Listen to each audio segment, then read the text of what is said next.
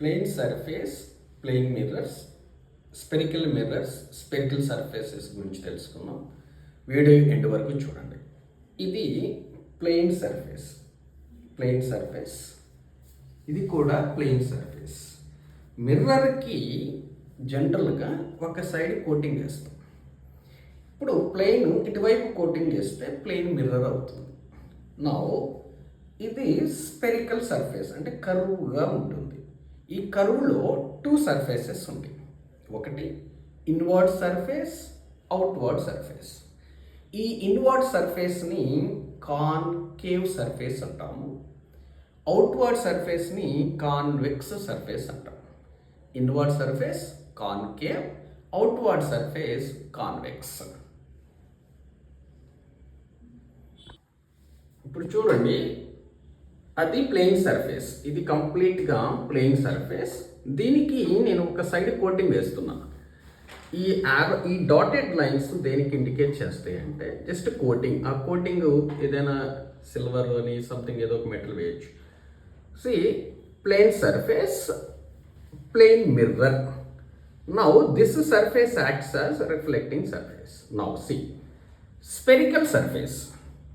Now this is the spherical surface.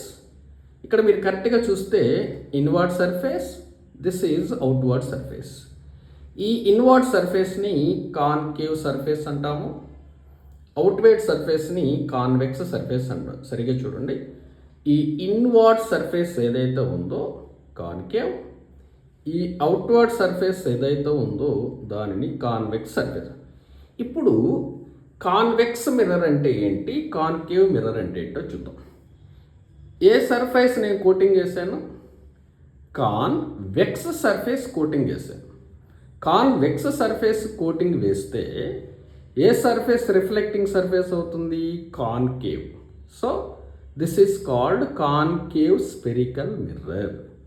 For concave spherical mirror, convex surface coated, concave surface reflecting surface.